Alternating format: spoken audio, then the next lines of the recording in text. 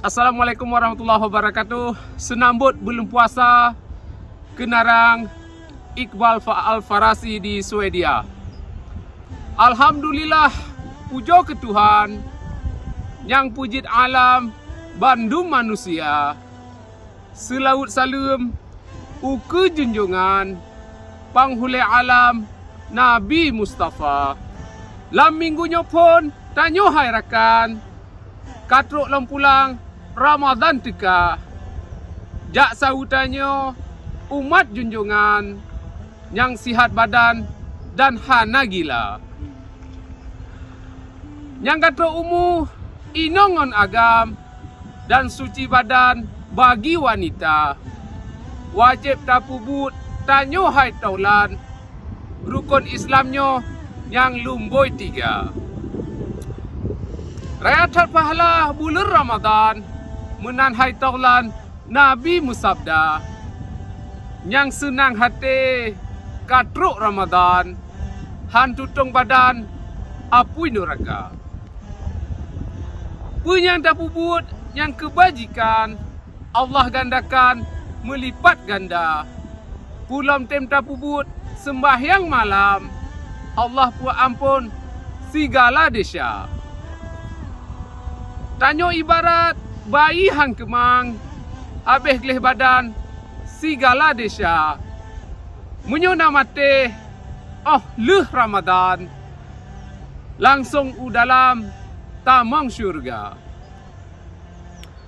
Dumlat batat yang nalam alam lake bak Tuhan berampun desya. Bagi yang natem puasa Ramadan rahmat bak Tuhan raya lumpahna. Sebab dengan teruk bulan Ramadan gikat badan syaitan durjana. Hana kuasa jih bak godaan ke hamba Tuhan yang tem puasa. Nyan han tem bubut cukup tak sayang habis Ramadan lalo dalam desya.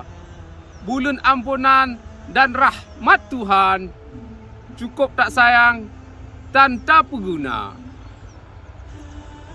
Selat Malaka imasen hanban tip uro Tuhan dum kapai raya.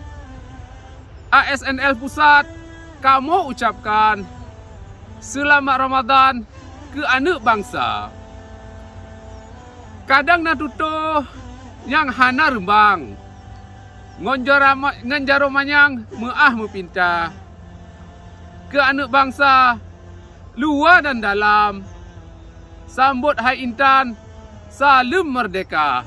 Wassalamualaikum warahmatullahi wabarakatuh. Ni bak kesempatannya ulun ucapkan selamat disambut puasa bulan Ramadan yang hana triplenyo. Ulun secara pribadi dan diaspora Aceh yang ada di Swedia dan masih gomdonya mengucapkan segala selamat disambut uro puasa yang hana triplenyo. Munya nasalah dalam buk-buk organisasi kamu secara pribadi bahkan dalam organisasi lo ucapkan lo laki maaf dan semoga kita menempuk di alam nyata bak sabah uro.